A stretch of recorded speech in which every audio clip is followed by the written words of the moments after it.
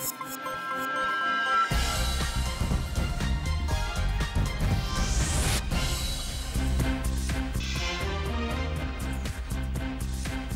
1 ঘন্টা আপনাদের সঙ্গে আছে আমি খালেদ মহিউদ্দিন। সবশেষে খবর, আলোচনা, বিশ্লেষণ নিয়ে থাকছি আমি কাজী মোহন। আর খেলাধুলার খবর জানাবো আমি সাইদ সাদিক। তবে আগে জানিয়ে দিচ্ছি শিরোনাম। দলে বিশ্বাসযোগ্য হতে ফখরুলের সরকার বিরোধিতা দাবি, কাদেরের নির্বাচন নিয়ে অভিযোগ নাকচ।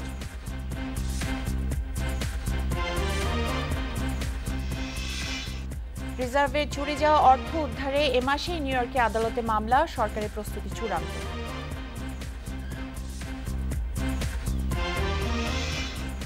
নিউজিল্যান্ড সিরিজের ওডিআই দলে থাকবে না চমক, বিপিএল এর তারকাদের রানে ফেরায় প্রধান নির্বাচকের স্বস্তি।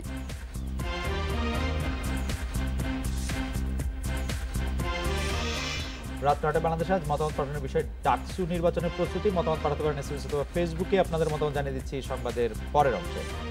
পৃথিবীর কোনো দেশেই নির্বাচন নিখুঁত হয় না বলে দাবি করেছেন আওয়ামী লীগ সাধারণ সম্পাদক ওবায়দুল কাদের। বাংলাদেশের নির্বাচন নিয়ে জাতিসংঘ মহাসচিবের মন্তব্যের পরিপ্রেক্ষিতে এই দাবি করেন তিনি। এক প্রশ্নের জবাবে ওবায়দুল কাদের বলেন, বিএনপিতে বিশ্বাসযোগ্যতা তৈরিতেই সরকার বিরোধী বক্তব্য দিচ্ছেন মির্জা ফখরুল। আওয়ামী লীগের নির্বাচনী ইশতেহার বাস্তবায়নে সেতু বিভাগের কর্মপরিকল্পনা নিয়ে রোববার কর্মকর্তাদের সাথে বৈঠক করেন সেতুমন্ত্রী ওবায়দুল কাদের। পদ্মা সেতু সহ চলমান মেগা প্রকল্পের অগ্রগতি সম্পর্কে খোঁজখবর নেন তিনি। কর্মকর্তাদের নির্দেশ দেন, যে কোনো প্রকল্পে স্বচ্ছতার সাথে কাজ করতে হবে। পরে চলমান রাজনৈতিক প্রসঙ্গে সাংবাদিকদের ওবায়দুল কাদের বলেন, রাজনৈতিক ইস্যুতে দলগুলোর সাথে সংলাপ হতে পারে, তবে সংসদ নির্বাচন নিয়ে কোনো সংলাপের দরকার নেই। সংসদ নির্বাচন নিখুঁত হয়নি, জাতিসংঘ মহাসচিব অ্যান্তোনিও গুতেরেসের এমন মন্তব্যেরও জবাব দেন আওয়ামী লীগ সাধারণ সম্পাদক।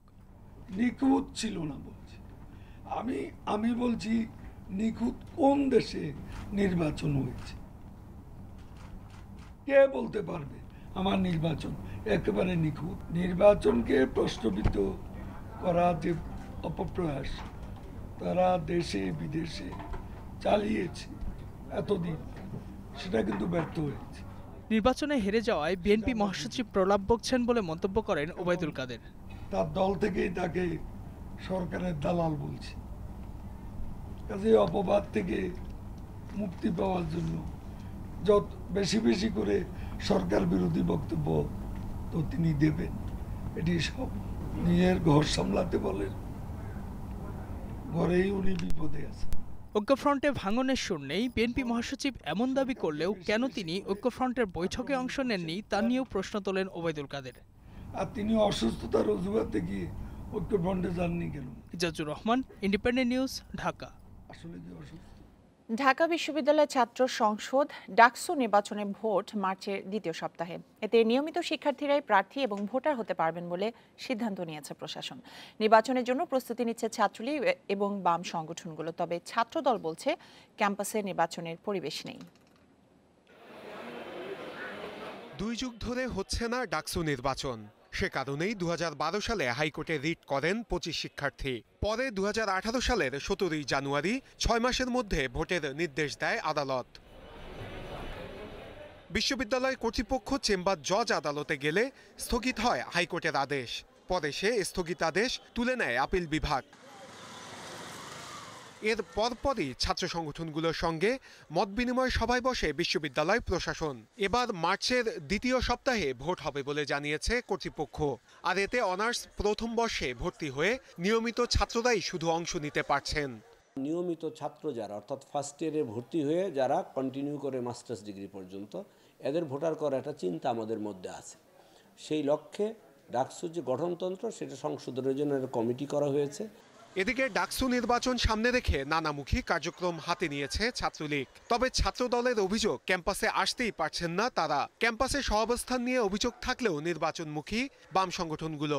ঢাকা বিশ্ববিদ্যালয়ের তরুণ মেধাবী শিক্ষার্থীদের নেতৃত্ব দিতে সক্ষম এবং 21 শতকের চ্যালেঞ্জ মোকাবেলার উপযোগী তরুণদেরকে বেছে নিয়ে আমরা ঢাকা বিশ্ববিদ্যালয় ছাত্রলীগের মাধ্যমে ডাকসু নির্বাচনে তাদেরকে প্রার্থিতা দেওয়ার কথাটা ভাবছি। ঢাকা বিশ্ববিদ্যালয় প্রশাসনকে অভিভাবকের ভূমিকায় থেকে ডাকসু নির্বাচন অনুষ্ঠিত করতে হবে। সর্বাগ্যে যে জিনিসটি প্রয়োজন, সকল নিয়মিত ছাত্র তথা সকল রাজনৈতিক ক্রিয়াশীল ছাত্র সংগঠনকে ঢাকা বিশ্ববিদ্যালয়ের রাজনৈতিক সহাবস্থান সহ সকল প্রকার সহাবস্থান নিশ্চিত করতে হবে। সাধারণ শিক্ষার্থী যারা ভালো বিতার্কিক অথবা ভালো খেলোয়াড় এদের সাথে আমরা যোগাযোগ করছি, বিভিন্ন হলে সাধারণ শিক্ষার্থীদের সাথে যোগাযোগ করছি আমরা হলে প্যানেলগুলো দেওয়ার জন্য। এদিকে ভোট সামনে রেখে 7 সদস্যের আচরণবিধি প্রণয়ন কমিটি গঠন হয়েছে শনিবার। এর আগে 5 অধ্যাপককে নিয়োগ দেওয়া হয় রিটার্নিং কর্মকর্তা হিসেবে। নূরে আলম, ইন্ডিপেন্ডেন্ট নিউজ, ঢাকা। সুষ্ঠুভাবে এসএসসি পরীক্ষা নিতে 27 জানুয়ারি থেকে 1 মাস সারা দেশে কোচিং সেন্টার বন্ধের নির্দেশ দিয়েছেন শিক্ষামন্ত্রী দীপু মনি। সচিবালয়ে বিকেলে মনিটরিং ও আইন শৃঙ্খলা কমিটির বৈঠকে তিনি এই নির্দেশ দেন। মন্ত্রী জানান 2 ফেব্রুয়ারি শুরু হবে এসএসসি পরীক্ষা। এতে অংশ নেবে 21,37,307 শিক্ষার্থী। এবারই প্রথম 3,494টি কেন্দ্রে ফয়েল কাগজে মুড়িয়ে পাঠানো হবে প্রশ্নপত্র। প্রশ্ন ফাঁস ঠেকাতে সামাজিক যোগাযোগ মাধ্যমে কঠোর নজরদারির কথাও জানান মন্ত্রী। তিনি বলেন, কেউ প্রশ্নপত্র ফাঁসের গুজব ছড়ালে কঠোর ব্যবস্থা নেওয়া হবে। পরীক্ষা শুরুর 30 মিনিট আগে ঢুকতে হবে কেন্দ্রে। কেন্দ্র সচিব ছাড়া আর কেউ মোবাইল ফোন নিতে পারবেন না।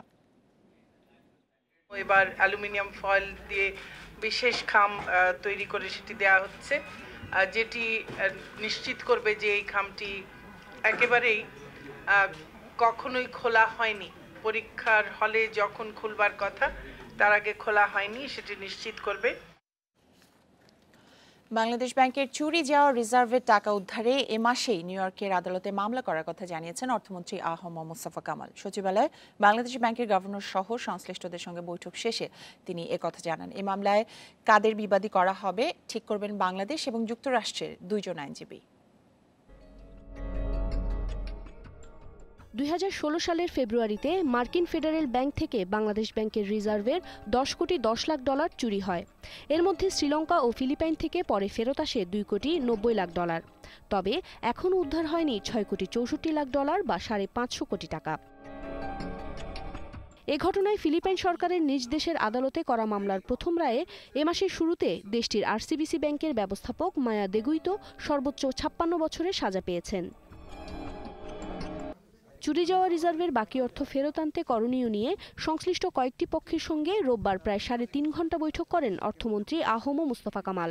পরে তিনি সাংবাদিকদের জানান, অর্থ ফেরত আনতে নিউ ইয়র্কের আদালতে এ মাসেই মামলা করা হবে। আমরা যে মোটামুটিভাবে প্রিপারেশন নিচ্ছি মামলা করার জন্য, তো মামলাটির সময় হলো আমাদের এই মাসের মাঝে আমরা করবো ভাবছি, আমাদের টাইম ফ্রেমের মাঝে করব। অর্থমন্ত্রী জানান, 2 দেশের আইনজীবীরা মামলার বিবাদী চূড়ান্ত করতে আলোচনা করছেন।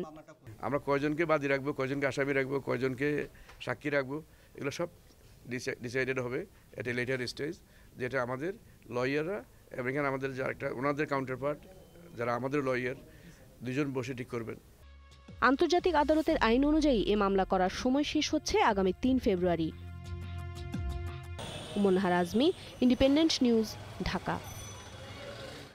সন্ত্রাস, জঙ্গিবাদ ও দুর্নীতিমুক্ত দেশ গড়তে স্বরাষ্ট্র মন্ত্রণালয় কর্মকর্তাদের নির্দেশ দিয়েছেন প্রধানমন্ত্রী শেখ হাসিনা। পাশাপাশি যানজট নিরসনের নির্দেশনা দিয়ে দুর্ঘটনা রোধে জনসচেতনতা বাড়ানোর তাগিদও দিয়েছেন তিনি। সচিবালয় পরিদর্শনে গিয়ে এ তাগিদ দেন প্রধানমন্ত্রী। টানা 3য় মেয়াদে সরকার প্রধান হয়ে দ্বিতীয়বারের মতো সচিবালয়ে আসেন শেখ হাসিনা। স্বরাষ্ট্র মন্ত্রণালয়ে এলে বঙ্গবন্ধু কন্যাকে দেয়া হয় লাল গালিচা অভ্যর্থনা। এ সময় মন্ত্রী সচিব সহ মন্ত্রণালয়ের কর্মচারীদের সঙ্গে শুভেচ্ছা বিনিময় করেন প্রধানমন্ত্রী। তুলে ধরেন জনগণের কল্যাণে তার রাজনৈতিক দর্শন। এটা তো দুর্নীতি একটা কালো ব্যাধির মতো সমাজে ছেয়ে আছে, কারণ যেখানে যে দেশেই মিলিটারি ডিক্টেটররা ক্ষমতা আসে তারা কিন্তু প্রথমেই সমাজটাকে এভাবে ধ্বংস করে দেয়, কারণ দুর্নীতিটাকেই তারা নীতি হিসেবে নেয় এবং সুযোগও সৃষ্টি করে দেয়। পাশাপাশি মাদক, সন্ত্রাস, জঙ্গিবাদ, এবং এই জঙ্গিবাদ সৃষ্টির পিছনে আমরা দেখেছি যে সময় আমাদের দেশে জঙ্গিবাদ খুব ব্যাপকভাবে উত্থান ঘটলো, বাংলা ভাই সৃষ্টি হলো, ততদিন তো সরকারের একটা প্রচ্ছন্ন যেন সহযোগিতা ছিল। দেশকে মাদক, সন্ত্রাস ও জঙ্গিমুক্ত করার তাগিদ দিয়ে ঘুষ দুর্নীতির বিরুদ্ধে কঠোর ব্যবস্থার হুঁশিয়ারিও দেন শেখ হাসিনা। মাদকের বিরুদ্ধে আমাদের যে অভিযানটা সেটা আমাদের অব্যাহত থাকতে হবে। মাদকের বিরুদ্ধে অভিযান অব্যাহত থাকার সাথে সাথে মাদক মুক্ত করা, তার সাথে মাদক কারা আনে, পাচারকারী কারা মানে মাদক ডিস্ট্রিবিউট করে বা দেয়, কারা সেবন করে সবার এখানে কিন্তু বহুমুখী পদক্ষেপ নিতে হবে, একদিকে করলে হবে না। যানজট নিরসনে স্বরাষ্ট্র মন্ত্রণালয়কে নির্দেশনা দিয়ে দুর্ঘটনা রোধে জনসচেতনতা বাড়াতে জোর দেন প্রধানমন্ত্রী। মহান মুক্তিযুদ্ধে বিজয়ের মধ্য দিয়ে আমরা অনিমেষ কর, ইন্ডিপেন্ডেন্ট নিউজ, ঢাকা। গত বছরের আগস্টে পাশ হওয়া নতুন সরকারি চাকরি আইন দুর্নীতিবাজ সরকারি কর্মকর্তাদের গ্রেপ্তারে কোনো বাধা নয় বলে মনে করে দুর্নীতি দমন কমিশন। কর্মকর্তাদের মতে হাতে নাতে গ্রেপ্তার দুর্নীতিবাজরা সরকারি কর্মকর্তা মর্যাদা হারিয়ে ফেলেন, এ কারণে তাদের গ্রেপ্তারে সরকারের পূর্ব অনুমোদনের দরকার নেই। 10 জানুয়ারি ঘুষ নেওয়ার সময় হাতে নাতে গ্রেপ্তার হন চট্টগ্রাম কাস্টমস হাউসের রেভিনিউ অফিসার নাজিম উদ্দিন। ভাঙার জন্য আনা জাহাজের ছাড়পত্র দিয়ে ঘুষ নিচ্ছিলেন তিনি। সরকারি চাকরি আইন 2018-এ আছে ফৌজদারি মামলার অভিযোগপত্র আদালত গ্রহণ না করা পর্যন্ত সরকারি কর্মকর্তাকে গ্রেপ্তারে কর্তৃপক্ষের অনুমোদন লাগবে। কিন্তু অনুমোদন ছাড়াই নাজিম উদ্দিন গ্রেপ্তার হন নগদ 6 লাখ টাকা সহ। আর গ্রেপ্তারের পক্ষে যুক্তিও আছে দুদক কর্মকর্তাদের। ঘুষ লেনদেনে জড়িত, তখন তো তার গায়ে সে সরকারি কর্মচারীর পরিচিতি আর থাকে না। সে তো সরকারি কর্মচারীর যে মর্যাদা, তার যে অঙ্গীকার, কমিটমেন্ট, সেটি থাকে না। আইন বিশ্লেষকরা বলছেন নতুন আইন গ্যাজেট আকারে প্রকাশের পরও এভাবে সরকারি কর্মকর্তা কর্মচারীরা গ্রেপ্তার হলে বাড়বে জটিলতা। আমাদের সাধারণ নাগরিক আর সরকারি কর্মচারীদের মধ্যে একটা তারতম্য সৃষ্টি হচ্ছে। এইটা কিন্তু আমাদের সংবিধানের 3য় খণ্ডে যে আমাদের মৌলিক অধিকারগুলি নিশ্চিত করা হয়েছে তার সাথে সাংঘর্ষিক। তবে টিআইবির অভিযোগ সরকারি কর্মচারীদের আলাদা চোখে দেখার সুযোগ নেই, তাই নতুন আইন দ্রুত বাতিলের দাবি তাদের। বাংলাদেশের প্রেক্ষিতে পূর্ব অনুমতি পাওয়া সম্ভব হবে এবং সেটা তদন্তের জন্য সহায়ক হবে, এটা কিন্তু ভাবাটা খুবই কঠিন। দেশে আইনের শাসন প্রতিষ্ঠায় সব নাগরিকের জন্য অভিন্ন আইন রাখার কথা বলছে টিআইবি। আইনটি গ্যাজেট আকারে প্রকাশ পেলে দুর্নীতিবাজরা সুরক্ষা পাবে, দুর্নীতি বহুলাংশে বেড়ে যাবে, সরকারের দুর্নীতিমুক্ত বাংলাদেশ গড়ার পরিকল্পনা ব্যর্থ হয়ে যাবে, এমনটাই মনে করেন বিশ্লেষকরা। রিশাদ হুদা, ইন্ডিপেন্ডেন্ট নিউজ, ঢাকা। সংবাদপত্র ও বার্তা সংস্থার কর্মীদের নবম ওয়েজ বোর্ডের সুপারিশ পর্যালোচনা কমিটি নতুন করে হবে বলে জানিয়েছেন তথ্যমন্ত্রী হাসান মাহমুদ। ঢাকা রিপোর্টার্স ইউনিটিতে দুপুরে মিট দ্য প্রেসে তিনি একথা জানান। মন্ত্রী বলেন, নতুন সরকার গঠনের আগের কমিটি দিয়ে এই বিষয়ে এখন সিদ্ধান্ত নেওয়া সম্ভব নয়। বিষয়টি নিয়ে 23 জানুয়ারি সাংবাদিক নেতাদের সঙ্গে বৈঠক হবে বলেও জানিয়েছেন তিনি। টেলিভিশন সাংবাদিকদের ওয়েজ বোর্ডের আওতায় আনা প্রয়োজন বলে মত দেন তথ্যমন্ত্রী। ডিজিটাল নিরাপত্তা আইন নিয়ে এক প্রশ্ন জবাবে তিনি বলেন, আইনটি নিয়ে উৎকণ্ঠা কাটানোর চেষ্টা করা হবে। সাংবাদিক নেতৃবৃন্দের সাথে আমাদের একটি বৈঠক আছে, সেটি সম্ভবত 23 তারিখ, এবং এরপর যারা অন্যান্য স্টেক হোল্ডারদের সাথে বৈঠক করে যত দ্রুত সম্ভব ওয়েজ বোর্ড বাস্তবায়নের কাজ আমরা করব। রক্তে হিমোগ্লোবিন স্বল্পতা এবং যকৃতের জটিলতার উন্নত চিকিৎসা নিতে সিঙ্গাপুরে গেছেন জাতীয় পার্টির চেয়ারম্যান হোসেন মোহাম্মদ এরশাদ। বেলা 1টার দিকে সিঙ্গাপুর এয়ারলাইন্সের একটি ফ্লাইটে ঢাকা ছেড়েছেন তিনি। বিমানবন্দরে এরশাদকে বিদায় জানান জাতীয় পার্টির মহাসচিব মশিউর রহমান রাঙ্গা। সিঙ্গাপুরে যাত্রায় এরশাদের সঙ্গী হয়েছেন দলের প্রেসিডিয়াম সদস্য খালেদ আখতার ও ছোট ভাই হুসেন মোর্শেদ। এর আগে 10 ডিসেম্বর সিঙ্গাপুরে যান এরশাদ। 16 দিন চিকিৎসা শেষে নির্বাচনের আগে 26 ডিসেম্বর দেশে ফেরেন তিনি।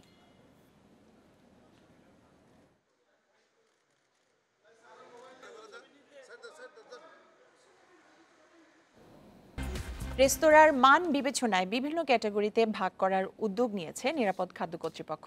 এসব ক্যাটাগরি চিহ্নিত হচ্ছে 4টি রঙে। পরীক্ষামূলকভাবে 2 ক্যাটাগরিতে রাজধানীর 57টি রেস্তোরাঁর তালিকা করা হয়েছে। পর্যায়ক্রমে সারা দেশে কার্যকর হবে এই উদ্যোগ।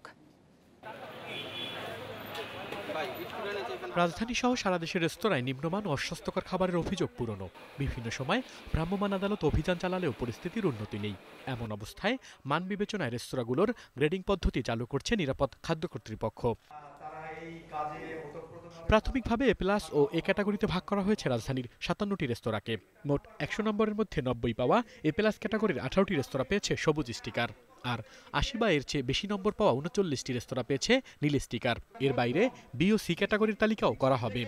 এসব রেস্তোরাঁ পাবে হলুদ ও কমলা রঙের স্টিকার।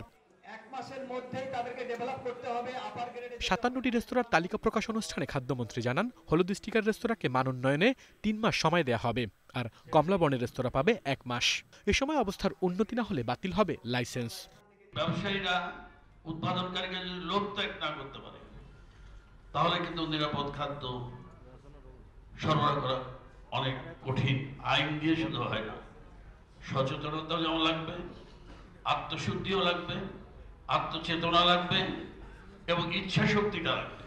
গ্রেডিং পদ্ধতিতে খাবারের মান, পরিবেশ ও পরিচ্ছন্নতার শর্ত বেঁধে দেওয়া হয়েছে। একে স্বাগত জানিয়েছেন রেস্তোরাঁ মালিকেরা।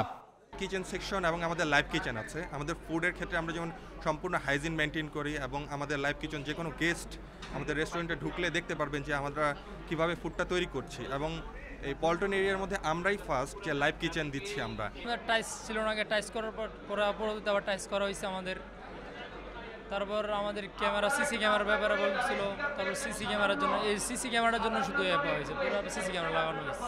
রাজধানীর মতিঝিল, দিলকুশা, পল্টন ও সচিবালয় এলাকায় রেস্তোরাঁর মান গত বছরের এপ্রিল থেকে পর্যবেক্ষণ করছে নিরাপদ খাদ্য কর্তৃপক্ষ। গ্রেডিংয়ের আওতায় আসা রেস্তোরাঁ সম্পর্কে সাধারণ মানুষকে জানাতে তৈরি হচ্ছে মোবাইল অ্যাপস। এছাড়া নিরাপদ খাদ্য কর্তৃপক্ষের ওয়েবসাইটেও পাওয়া যাবে তালিকা। আল আমিন হোসেন, ইন্ডিপেন্ডেন্ট নিউজ, ঢাকা। খালেদ, এই প্রতিবেদনটি দেখার আগে আমি নিরাপদ খাদ্য কর্তৃপক্ষের যে ওয়েবসাইট সেখানে দেখছিলাম 57টি রেস্তোরাঁর তালিকা তারা দিয়েছে, এর মধ্যে যার মধ্যে সবুজ এবং নীল রঙে ভাগ করা আছে।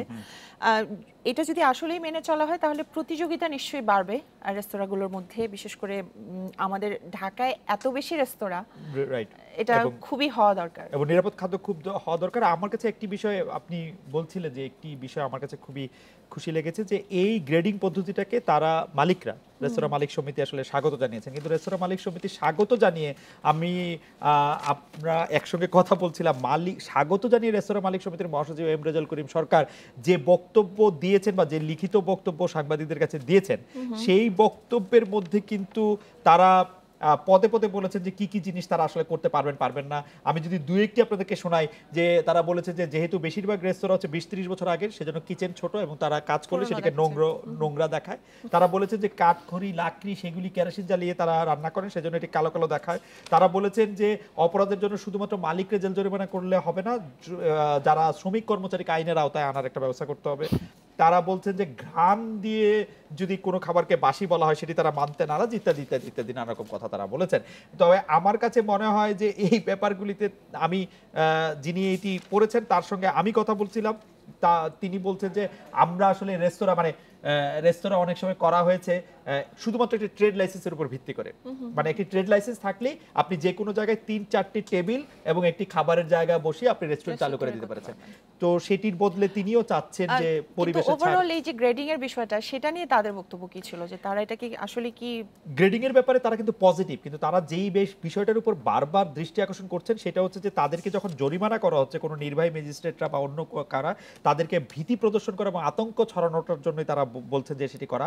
তারা বলছেন প্রকৃত অপরাধীরা ধরাছোঁয়ার বাইরে থেকে যাচ্ছে, তুলনামূলক নিরাপদ রেস্তোরাঁ জরিমানার মুখোমুখি হতে, কারণ প্রকৃত অপরাধী কারা, মানে তারা বলছে যে হোটেল রেস্তোরাঁ যারা বেশি সচ্ছল বা যারা বেশি চলে তাদেরকে অল্প অপরাধে বেশি শাস্তি দেওয়া হচ্ছে। এখন এই যে গ্রেডিং সিস্টেমটা হলো, এরপরে ভালো গ্রেডে যারা পড়ে গেলেন, রাইট, সেই রেস্টুরেন্টগুলো আবার খাবারের দাম অতিরিক্ত নেবে কিনা এবং তাদের মান ঠিক থাকবে কিনা, সেটা তো একটা খাবারের দাম অতিরিক্ত নেওয়ার প্রসঙ্গে আমি এটা বলতে চাই যে খাবারের দামটা কিন্তু তারা প্রতিদিন পরীক্ষা দেন, যদি খুব বেশি অতিরিক্ত হয় তারা কাস্টমার লুজ করবেন। কিন্তু গ্রেডিং এ যারা ভালো রেস্টুরেন্ট হিসেবে যারা পরিচিত হয়েছে, তারা যদি খাবারের দাম বাড়ানো এবং সেই ঝুঁকিটা তারা নেন যে কাস্টমার তারা এখানে আসবেন কি আসবেন না, সেটি আমাদের জন্য ভালো, অ্যাটলিস্ট আমরা নিরাপদ খেলাম। এছাড়া ভোক্তাদের সচেতন করার একটা বিষয় আছে, এটা কিভাবে করা হবে আমি ঠিক জানি না, যে তাদের কাছে পৌঁছানো মেসেজগুলো এটা কি রেস্তোরাঁর সামনে টাঙানো থাকবে গ্রেডিং, নাকি ওয়েবসাইটে চেক করেই তারপর যাবে? না, এটা একটা স্টিকার দেওয়া হবে, সেই স্টিকারটা রেস্টুরেন্টের সামনে যে দরজায় বা কাছে সেটি একদম প্রদর্শন করা যায় দূর থেকে, সেরকম করেই তাদের এটি। এবং গ্রেডিং এ যে রেস্তোরাঁগুলো আসছে তাদেরকে নিয়ে একটা ধারণা দিতে ভোক্তাদেরকে মোবাইল অ্যাপসও একটা হচ্ছে। আর আমি যেটি বলছি যে সচেতনতার ক্ষেত্রে অনেক সময় ঢাকায় অনেকে রেস্টুরেন্টে খান নিতান্ত নিরুপায় হয়ে, তার এখন কোথাও খাওয়ার জায়গা নেই, তাকে খেতেই হয়। সুতরাং রেস্টুরেন্ট মালিক সমিতিরই আসলে চেষ্টা করতে হবে তারা যেন আমাদেরকে নিরাপদ খাবার দেন। কাল পরশুর মধ্যে নিউজিল্যান্ড সিরিজের ওডিআই স্কোয়াড ঘোষণা হবে। কঠিন চ্যালেঞ্জে পরীক্ষা নিরীক্ষার কোনো সুযোগ নেই বলেছেন প্রধান নির্বাচক। বিপিএলের জন্য প্রস্তুতি ঠিকঠাক নিতে না পারায় আছে অসন্তুষ্টি, তবে এখান থেকে আত্মবিশ্বাস বাড়িয়ে ওডিআই সিরিজে নামতে বলছেন মিনহাজুল আবেদিন নান্নু। সিলেট পর্বে টাইগারদের ফর্মে ফেরায় স্বস্তিতে এই নির্বাচক। টাইগারদের বছর শুরু হবে নিউজিল্যান্ড সফরের কঠিন চ্যালেঞ্জ দিয়ে। দ্বিপাক্ষিক সিরিজে এখনও কোনো জয় নেই ডাউন আন্ডার কন্ডিশনে। এমন চ্যালেঞ্জের আগে নেওয়া হচ্ছে না আদর্শ প্রস্তুতি। বিপিএলের কারণে দল হয়ে অনুশীলনের সুযোগ নেই। স্পিন ট্র্যাকে খেলে হঠাৎ করেই নামতে হবে সুইং বাউন্সি কন্ডিশনে। কঠিন এই পরিস্থিতিতে দল গঠনে সিরিয়াস নির্বাচকেরা। বিশ্বকাপ সামনে রেখে কোনো পরীক্ষা নিরীক্ষা নয়, গেল জিম্বাবুয়ে উইন্ডিজ সিরিজ থেকে বেছে নেওয়া হবে স্কোয়াড। 2-1টা বদল শুধু স্পিন পেইসের কম্বিনেশনে। বিপিএল এর প্র্যাকটিস আর নিউজিল্যান্ড সিরিজ কিন্তু একই না, এটা টোটালি অপোজিট। তো সুতরাং এই জায়গায় আমাদের একটু ল্যাকিং হচ্ছে, তো কিছু করেন নাই এটা টাইট স্কেডিউলের জন্য। তো আমার মনে হয় যে যেহেতু আমাদের টিমের প্লেয়াররা এখন যথেষ্ট এক্সপিরিয়েন্স আছে, খুব তাড়াতাড়ি এটা মানিয়ে নিতে পারবে। চেঞ্জ হবে না, কারণ আমরা যেহেতু নিউজিল্যান্ড সিরিজ, এখানে এক্সপেরিমেন্ট বেশি করা যাবে না। যারা অভিজ্ঞতা আছে ওদেরকে নিয়ে আমরা টিম করব। ঢাকা পর্বে ব্যর্থ ছিলেন বেশিরভাগ টাইগার সদস্য, তবে পূর্ণভূমিতে ফর্মে ফিরেছেন মাহমুদুল্লাহ, সাকিব, লিটনের মতো তারকারা, যা স্বস্তি দিচ্ছে প্রধান নির্বাচককে। আমাদের লোকাল ছেলেরা যে ভালো খেলছে, এটা আমাদের জন্য খুব ভালো দিক। এবং সামনে আমাদের নিউজিল্যান্ড সফর আছে, প্লেয়াররা সবাই রানে থাকলে, বোলাররা উইকেটে থাকলে ইনশাআল্লাহ এই সিরিজটা আমরা আগামী সিরিজটাকে ভালো করবো বলে আশা করছি। 3 ম্যাচের ওয়ানডে ও টেস্ট সিরিজ খেলতে ফেব্রুয়ারি দ্বিতীয় সপ্তাহে নিউজিল্যান্ডে যাবে দল। 12 ফেব্রুয়ারি প্রথম ওয়ানডেতে উইলিয়ামসনদের বিপক্ষে নামবে মাশরাফির দল। Mazharul Islam, independent news. বিশ্বকাপে যে কাউকে হারানোর সামর্থ্য রাখে বাংলাদেশ, আশাবাদী ল্যান্স ক্লুজনার। এজন্য ব্যাটসম্যানদের ধারাবাহিক হওয়ার পরামর্শ প্রোটিয়া কিংবদন্তির। ইন্ডিপেন্ডেন্ট টেলিভিশনের সঙ্গে কথা বলেছেন 99 বিশ্বকাপের man of the tournament Klusener. বলেছেন, ইংলিশ কন্ডিশনে ভালো করতে পেসারদের দায়িত্ব বেশি। বাংলাদেশকে আমার হ্যাটস অফ। তারা এমন এক পর্যায়ে গেছে যারা ওয়ানডে ফরম্যাটে যে কোনো দলকে হারাতে পারে। তবে আরেকটু ধারাবাহিক হতে হবে। বিশ্বকাপে দলগুলোকে অনেকগুলো ম্যাচ খেলতে হবে, কেউ আগে থেকে বলতে পারবে না কি হতে পারে। বাংলাদেশকে আরও একটু বেশি রান তোলা শিখতে হবে, তাহলেই প্রতিপক্ষকে চাপে রাখতে পারবে। আমার অভিজ্ঞতা থেকে বলছি, ইংল্যান্ডে পেসাররা ভালো করবে। বাংলাদেশে অন্তত 3 জন সিমার প্রস্তুত করতে হবে যারা ব্যাটসম্যানদের ডমিনেট করবে। এই 3 জন কারা হবে এটা খুঁজে বের করাই চ্যালেঞ্জ। স্পিনারদেরও ভালো সুযোগ আছে, তারা পেসারদের ব্যাকআপ হিসেবে কাজ করবে। নির্দিষ্ট কোনো একটা দলকে এগিয়ে রাখা যাবে না। সাউথ আফ্রিকা অবশ্যই আমার ফেভারিট, তবে ভারত, পাকিস্তান, অস্ট্রেলিয়াও এবারে ফেভারিট থাকবে। ইংল্যান্ড দলটাও অনেক গোছানো, ওদেরকে পিছিয়ে রাখা যাবে না। 5-6টি দল আছে যাদের সম্ভাবনা থাকবে। সিলেট পর্ব শেষে আবারও ঢাকায় ফিরেছে বিপিএল। কাল প্রথম ম্যাচে লড়বে কুমিল্লা ভিক্টোরিয়ান্স ও রাজশাহী কিংস। পরেরটায় ঢাকা ডায়নামাইটস খেলবে চিটাগং ভাইকিংসের বিপক্ষে। চোট সমস্যা ভাবাচ্ছে ডায়নামাইটসকে, ছিটকে গেছেন আলিস আল ইসলাম। তরুণ স্পিনারের ঘাটতি পুষিয়ে নিতে চায় ম্যানেজমেন্ট। সিলেট পর্বে শুরুতে বাজে হারের ধকল কাটিয়ে উঠতে সময় লাগেনি ঢাকা ডায়নামাইটসের। দ্বিতীয় ম্যাচে সিলেট সিক্সার্সকে উড়িয়ে অবস্থান আরও শক্ত করেছে ডায়নামাইটস। সাকিবের রানে ফেরা ম্যানেজমেন্টের স্বস্তি, তবে কাজী অনিকের পর আলিস ইসলামের চোটে চিন্তা বেড়েছে। বাকি সময়ে আলিসকে পাওয়া যাচ্ছে না। ঢাকা ফিরে শুরুটা ইনফর্ম চিটাগং ভাইকিংসের বিপক্ষে। সিজন 6-এ এই দুই দল মুখোমুখি হয়নি এখনও। মুশফিকের দল যে ঢাকার কঠিন পরীক্ষা নেবে তা নিশ্চিত। ভালো খেলতেছে, কালকেও হাই স্কোরিং একটা ম্যাচ হয়েছে, দেখেছি ভালো ব্যাটিং করতেছে, ভালো ফিল্ডিং সাইড এবং বোলিং সাইড। তো আশা করবো যে যারা ভালো মতো কালকের ম্যাচটা ভালো মতো 100% দিতে পারবে এবং যেখানে যেটা করা দরকার, সিচুয়েশন যে ডিমান্ড করে ওই অনুযায়ী কাজ করতে পারবে, তারাই ম্যাচটা জিতবে। রাজশাহী কিংসের সামনে কুমিল্লা ভিক্টোরিয়ান্স। কিংসের বোলিং আক্রমণ ভোগাচ্ছে প্রতিপক্ষকে, তবে দুশ্চিন্তা ব্যাটিং নিয়ে। এই আসরে এখনও 150 কোটা পেরোতে পারেনি মিরাজের দল। মুমিনুল সৌম্যের অফ ফর্মে সুযোগ পাওয়া মার্শাল নাফিস অবশ্য ভরসা দিচ্ছে। অবভিয়াসলি একটা টুর্নামেন্টের টপ টিমকে যখন আপনি হারাবেন, তখন আপনার টিমের চেহারাই অন্যরকম থাকে, সেটা আমাদের ভিতরেও আছে। এবং আমরা নেক্সট ম্যাচ বড় টিম বলতে কুমিল্লা, হ্যাঁ ঠিক আছে, বাট মাঠে দেখা যাবে কি অবস্থা। আমরা অবশ্যই ফাইট ব্যাক করবো। যে আমরা অনেক আগে আছি, কারণ আমাদের ব্যাটসম্যান সবাই কিন্তু ফর্মে আছে, হ্যাঁ, এবং আমাদের যে ব্যাটসম্যান যে কম্বিনেশনটা, টিম কম্বিনেশনটা আমাদের খুবই ভালো। আমি আমাকে আগে রাখছি। রাজশাহীর বিপক্ষে প্রথম লেগে 5 উইকেটের জয় পেয়েছিল কুমিল্লা। শেষ ম্যাচে খুলনার বিপক্ষে বড় রান তাড়া করার পর আত্মবিশ্বাসী ইমরুল তামিমরা। প্লে অফের পথে এগিয়ে থাকতে জয় চায় Victorians. Sabbir Irfan, independent News, Dhaka. বড় ধরনের নাশকতার পরিকল্পনায় জেএমবি আবারও সংগঠিত হচ্ছিল বলে জানিয়েছে র্যাব। হোলি আর্টিজান হামলা মামলার চার্জশিটভুক্ত আসামি মামুন রশিদ রিপনকে গ্রেপ্তারের পর একথা জানান র্যাবের গণমাধ্যম শাখার কমান্ডার মুফতি মাহমুদ খান। জঙ্গি বিরোধী অভিযানে শনিবার রাতে গাজীপুর থেকে রিপনকে আটক করা হয়। শনিবার রাত 1টার দিকে ঢাকামুখী একটি বাস থেকে মামুনুর রশিদ ওরফে রিপনকে গ্রেপ্তার করে র্যাব। এ সময় তার কাছ থেকে 1.5 লাখ টাকা উদ্ধার করা হয়েছে। জেএমবির শুরা সদস্য রিপন হলি আর্টিজান মামলার চার্জশিটভুক্ত 8 আসামির একজন। হামলার পর থেকেই পলাতক ছিলেন তিনি। র্যাব বলছে, প্রাথমিক জিজ্ঞাসাবাদে রিপনের কাছ থেকে হলি আর্টিজান হামলার পুরো পরিকল্পনা জানা গেছে। এই হামলার অর্থ, অস্ত্র আর গোলাবারুদের যোগান দিয়েছে রিপন। জঙ্গি সদস্যদের সামরিক প্রশিক্ষণের ব্যবস্থাও করতেন তিনি। সে কোনো পার্শ্ববর্তী একটা দেশে চলে যায় এবং সে সেখান থেকেই এই অস্ত্র, গোলাবারুদ বাংলাদেশে সরবরাহ করে এবং ৩৯ লক্ষ টাকা সরোয়ার জাহানকে সে প্রেরণ করে হলি আর্টিজান যে হামলা হয়েছিল হামলার পূর্বেই। সংবাদ সম্মেলনে র্যাব জানায়, আবারও নাশকতার পরিকল্পনা ছিল জেএমবির। এরই মধ্যে আটক জঙ্গিদের আইনশৃঙ্খলা বাহিনীর কাছ থেকে ছিনিয়ে নেয়ার ছকও আঁকা হয়েছে। ২০১৪ সালের মতো আবার একটি জঙ্গি ছিনতাইয়ের ঘটনা ঘটানোর একটি পরিকল্পনা তাদের কাছে আছে। সেটা হচ্ছে যে হলি আর্টিজান মামলার যেহেতু শুনানি হচ্ছে এবং এই আসামিগুলিকে কিন্তু বিভিন্ন কারাগার থেকে স্থানান্তর করা হয়ে সেখানে আদালতে নিয়ে আসা হয়, সেরকম একটা প্ল্যান তারা করেছে। 2016 সালের 1 জুলাই হলি আর্টিজান হামলায় জড়িত 21 জনকে চিহ্নিত করে পুলিশ। এর মধ্যে 13 জন আইনশৃঙ্খলা বাহিনীর অভিযানে নিহত হয়েছে আর জীবিত 8 জনের বিরুদ্ধে চার্জশিট জমা দেয়া হয়। এর মধ্যে কারাগারে রয়েছেন 6 জন। এখনও পলাতক রয়েছে জঙ্গি শরীফুল ইসলাম ওরফে খালেদ। আসিফ জামান সুমিত, ইন্ডিপেন্ডেন্ট নিউজ, ঢাকা। হাজারীবাগের ট্যানারির বর্জ্য থেকে পোলট্রি খাদ্য তৈরির একটি কারখানায় অভিযান চালিয়েছে ভ্রাম্যমাণ আদালত। এ সময় জব্দ করা হয় 42,000 কেজি পোলট্রি খাদ্য। এর সঙ্গে জড়িত থাকার দায়ে 2 জনকে 1 বছরের কারাদণ্ড দিয়েছে আদালত। হাজারীবাগ বেড়িবাঁধ এলাকায় শিকারিটোলায় নামবিহীন এই কারখানাটিতে উৎপাদন হয় পোলট্রি খাদ্য। অভিযোগের ভিত্তিতে রোববার অভিযান চালায় র্যাবের ভ্রাম্যমাণ আদালত। এ সময় পাওয়া যায় ট্যানারি বর্জ্যের স্তূপ। পোলট্রি খাদ্য উৎপাদনে ব্যবহার হয় চামড়া শিল্পের এসব উচ্ছিষ্ট অংশ। বাজারে এই পোলট্রি খাদ্য বিক্রি হয় বাংলা প্রোটিন নামে। অভিযানে ট্যানারির বর্জ্য থেকে উৎপাদিত 42,000 কেজি পোলট্রি খাদ্য জব্দ করে র্যাবের ভ্রাম্যমাণ আদালত। পিলেট থেকে শুরু করে ফিনিশ প্রোডাক্ট থেকে শুরু করে প্রত্যেক ধরনের কিন্তু এখানে আপনার এই বিষাক্ত পোলট্রি ফিড এবং হচ্ছে আপনার ফিশ ফার্মের জন্য ফিড তৈরি করা হচ্ছে। এবং আমরা দেখলাম যে সমস্ত কাগজপত্র পেয়েছি বা পাওয়া গিয়েছে, দেখলাম যে এখান থেকে সারা দেশের বিভিন্ন জায়গায় আসলে বিক্রি করা হচ্ছে এবং ছড়িয়ে দেওয়া হচ্ছে। শুধু ট্যানারির বর্জ্য নয়, প্রক্রিয়াজাত চামড়া থেকে পণ্য তৈরির পর বেঁচে যাওয়া ছাঁটগুলো গুঁড়ো করে পোলট্রি খাদ্য তৈরি হয়।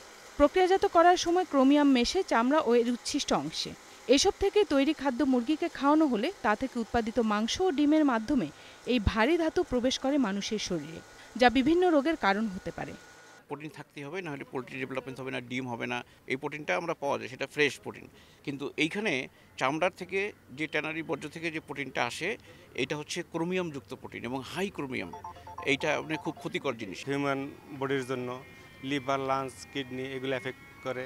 মেনলি তারা ব্রেন জমা হয় এবং এইটা আর শরীর থেকে বের হয় না। এর ফলে আমাদের কোনো ট্রিটমেন্টেই কাজ হবে না এবং আস্তে আস্তে আমাদের জেনারেশন এই মহামারী আকারে আমাদের ক্যান্সার হবে। প্রোটিনের দাম বেশি হওয়ায় সস্তা হিসেবে ট্যানারির বর্জ্য থেকে উৎপাদিত প্রোটিনের চাহিদা বেশি পোলট্রি শিল্পে, যা জনস্বাস্থ্যের জন্য উদ্বেগের বলে মনে করেন বিশেষজ্ঞরা। Farzana Akhtar, Independent News, Dhaka. ডাকসু নির্বাচনী প্রস্তুতি নিয়ে আপনাদের মতামত জানতে চেয়েছিলাম। আবিদ বলেছেন সব ছাত্র সংগঠনের অংশগ্রহণে নির্বাচন দেখতে চাই। মায়া বলছেন সাধারণ ছাত্ররা যেন নির্ভয়ে ভোট দিতে পারেন এমনটাই প্রত্যাশা। মহসিন বলছেন ডাকসু নির্বাচনে পেশি শক্তির ব্যবহার দেখতে চাই না। আর নাহিদা বলছেন সুষ্ঠু, নিরপেক্ষ ও অবাধ নির্বাচন দাবি করছে। মুর্তজা বলছেন লোক দেখানো নির্বাচন চাই না। মারিয়া বলছেন শান্তিপূর্ণ নির্বাচন দেখতে চাই। নওফেল বলছেন ডাকসুর নেতৃত্বে যেন মেধাবীরা আসেন সেটাই প্রত্যাশা। নির্বাচন নিয়ে কোনো ধরনের জল ঘোলা চায় না বলেছেন অনন্যা। নাজিম বলেছেন আশা করি নির্বাচনের মাধ্যমে ডাকসু হারানো গৌরব ফিরে পাবে। সুলতানা বলেছেন এই নির্বাচন যেন অন্যদের জন্য উদাহরণ হয়ে থাকে। আপনাদের অনেক ধন্যবাদ আপনাদের মতামতের জন্য। হাজারো পরিযায়ী পাখির কলকাকুলিতে মুখর মৌলভীবাজারে বাইক্কা বিল এবং সুনামগঞ্জের টাঙ্গুয়ার হাওর। রং বেরঙের এসব পাখি দেখতে বিভিন্ন জায়গা থেকে ভিড় করছে মানুষ। পরিযায়ী পাখির সংখ্যা বাড়াতে নিরাপদ আবাসস্থল সহ বিল এবং হাওর সংরক্ষণের দাবি জানিয়েছেন পরিবেশ কর্মী এবং স্থানীয়রা। মৌলভীবাজারের শ্রীমঙ্গলে পাখিদের অভয়াশ্রম হাইল হাওরের বাইক্কা বিল। পাখির কলকাকলিতে মুখরিত নির্জন বিলের এক প্রান্ত থেকে অপর প্রান্ত। এর সাথে হিজল তমাল বনে বিলের স্থায়ী বাসিন্দা বেগুনি কালেম, বক, শালিক ও চিল মুগ্ধ করছে পাখিপ্রেমী দর্শনার্থীদের। তবে কচুরিপানা, পদ্মপাতা ও বিভিন্ন ধরনের জলজ উদ্ভিদ কমে যাওয়া সহ নানা অব্যবস্থাপনায় গতবারের তুলনায় এবার পরিযায়ী পাখির সংখ্যা কমেছে। প্রতি বছর যে পরিমাণ পাখি দেখি সে পরিমাণ পাখি এখানে এবার একটু কম দেখা যাচ্ছে আর কি। বিলের মধ্যেই অপরিকল্পিত স্থাপনাগুলো তৈরি করা হচ্ছে বা অপরিকল্পিত বাড়িঘর তৈরি করা হচ্ছে, তো এই ব্যাপারে প্রয়োজনীয় পদক্ষেপ নেওয়া খুবই জরুরি। একই অবস্থা দেশের দ্বিতীয় বৃহত্তম রামসার সাইট সুনামগঞ্জের টাঙ্গুয়ার হাওরেও। সার্বক্ষণিক একজন ম্যাজিস্ট্রেটের নেতৃত্বে পুলিশ ও আনসার বাহিনী যৌথভাবে পাহারা সত্ত্বেও দিন দিন পাখি শিকারীদের কারণে কমছে পাখির সংখ্যা। রাতের আধারে হেজাক লাইট দিয়ে মাছ মারা, আসলে এতে করে দিন দিন টাঙ্গুয়ার হাওরের আসলে অবস্থাটা সংকটাপন্ন হয়ে যাচ্ছে।